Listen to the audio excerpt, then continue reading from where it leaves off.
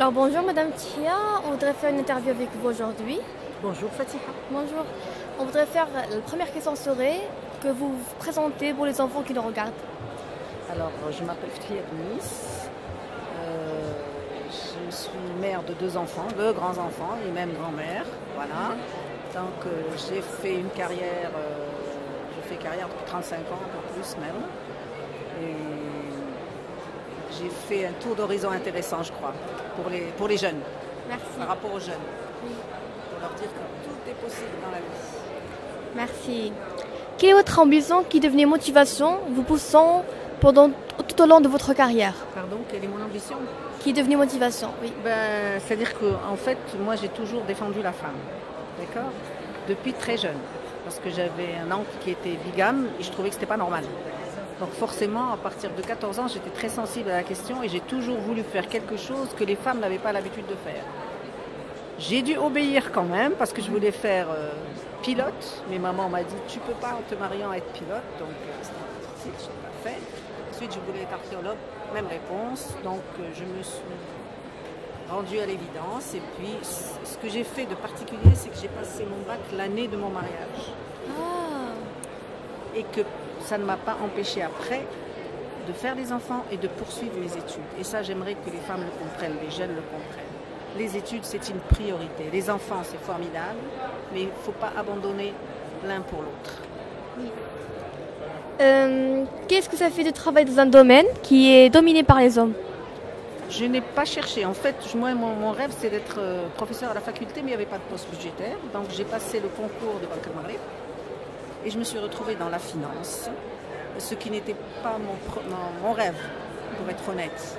Mais bon, après, quand j'ai commencé à travailler, j'ai appris énormément de choses et j'ai trouvé que c'était complémentaire par rapport à ce que j'avais fait à la fac, puisque j'ai fait Sciences Po et relations internationales. Et donc, finalement, le droit, on le retrouve partout et la finance, c'est le nerf de la guerre partout aussi. Merci. Les adultes et grandes personnes n'arrêtent pas de confirmer à chaque fois qu'il faut intégrer les jeunes et enfants dans le processus de protection de l'environnement. Mais pourtant, cela reste des mots évaporés dans l'air. Qu'en pensez-vous? Ah non, ça, ce serait pas bon. J'espère que non, parce que je crois que maintenant, les grandes personnes ont compris. Et moi, je peux vous dire une chose, c'est que nous apprenons énormément, nous, les anciens, par les jeunes. Parce que les jeunes, bon, ils ont une autre façon de réfléchir, ils sont très connectés, ils suivent beaucoup plus l'actualité que nous le suivions à leur âge. Donc je pense que là, la réconciliation est faite. Parce que la planète, c'est pour vous les jeunes. Nous, on doit vous aider à la retrouver en bon état. Donc il n'y a pas de souci, il faut communiquer avec les jeunes, écouter les jeunes, parce qu'ils ont de la créativité, de l'innovation, ils n'ont pas de retenue, c'est très important.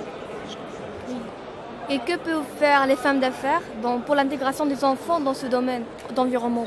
Elles peuvent intégrer des jeunes filles dans le travail. Nous, par exemple, si je peux parler que de Maroclear, où nous sommes, nous, on est labellisé RSE, responsabilité sociale et environnementale de l'entreprise.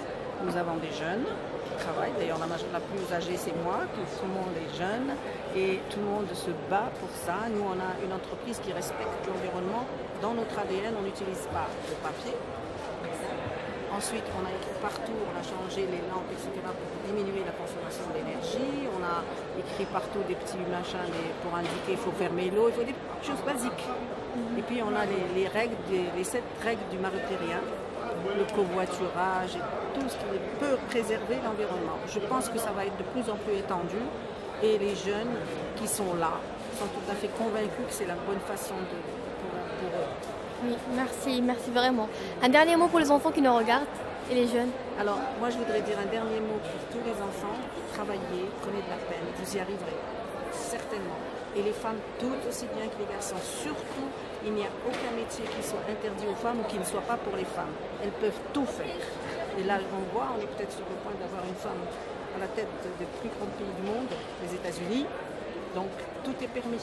Si Hillary arrive, les femmes marocaines arriveront aussi et elles ont beaucoup de choses à donner. Merci.